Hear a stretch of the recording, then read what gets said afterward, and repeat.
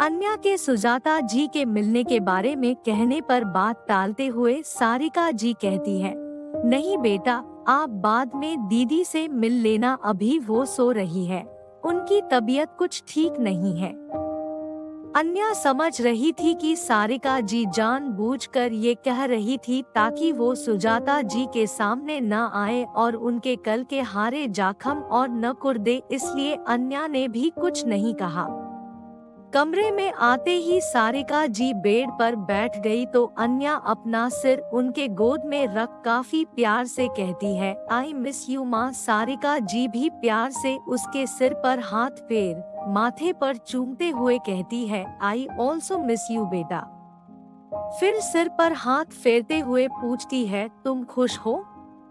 जानती हूँ ये शादी उस हालत में नहीं हुई जैसी हमने तुम्हारे लिए सोची थी, लेकिन मुझे एक बात की खुशी है बेटा कि तुम उस राक्षस के चंगुल से बच गई। दामाद जी जैसे भी हो लेकिन उस शैतान के भती नहीं है। सारिका जी की बात सुन अन्या को कुछ जैसे याद आता है। वो झट से उनके गोद से उठकर उनके पास बैठे हुए कहती है, माँ सच बनाना, क्या उस राक्षस ने आप लोगों को मेरे गायब होने पर परेशान तो नहीं किया? अन्या का सवाल सुन सारिका जी जैसे उससे नजर छुड़ाने लगी।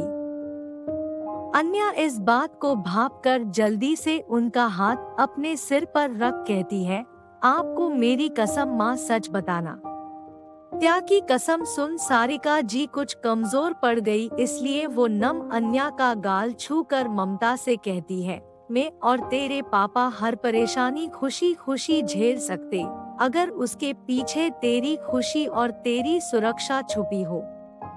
मैं भगवान से लाख शुक्र गुज़र हूँ कि भगवान ने मेरी बेटी की किस्मत में उस राक्षस के बेरियों की जगह दामाद जी के साथ पवित्र बंधन में बंधा। मेरी लाडो तू खुश है? वहाँ सब ठीक है? अपनी माँ की बात सुन अन्या नम आंखों से उनका हाथ अपने दोनों हाथ में जकड़ते हुए विश्वास के साथ कहती है, हाँ माँ मैं बहुत खुश हूँ। आपको पता है वहाँ घर में सब मुझे कितना मानते हैं।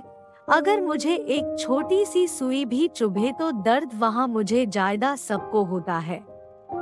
सब मेरी इतनी फिक्र करते हैं कि मुझे तो कभी कभी समझ नहीं आता कि मैं वहाँ बहू हूँ कि बेटी। दादाजी तो मुझे अपने पलकों पर रखते हैं।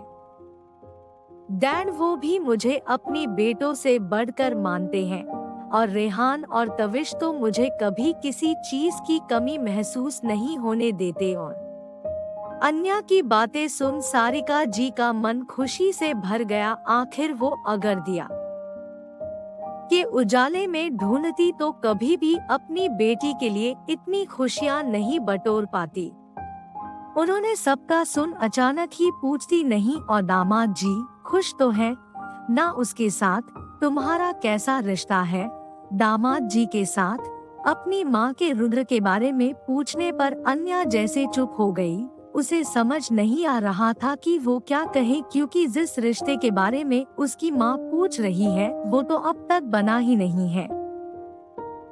वो क्या कहे? रुद्र ने तो उस रिश्ते को अब तक अपनाया नहीं। दो बहू भाभी बेटी सब तो बन गई लेकिन पत्नी नहीं बनी। रुद्र ने तो उसे वो हक अब तक नहीं दिया और रुद्र तो उसके समझ से भी परे है।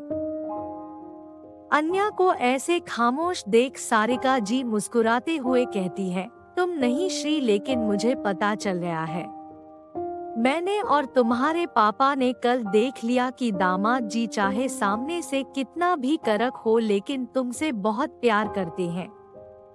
कल कैसे कितने प्यार से तुम्हारे आंसू साफ कर रहे थे और आज तुम्हारी खुशी के लिए वो अपनी कही बात को नकार कर तुम्हें यहाँ लाए हमसे मिलने। वो लाख बुरे सही लेकिन तुम्हारे लिए वो हर खुशी देने काबिल है। उसकी आंखें ये साफ बयां करती है कि उनकी दिल में बसने लगी हो तुम, और इस बात से मुझे काफी खुशी है। इतना बोलते बोलते सारिका जी अन्या को अपने सीने से लगा लेती है।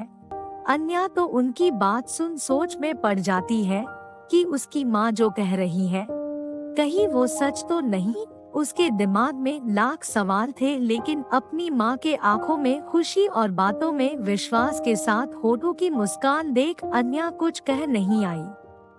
वो बात बढ़ते हुए कहती है, माँ ये सब छोड़ो, ये बताओ साहिल कब आ रहा है।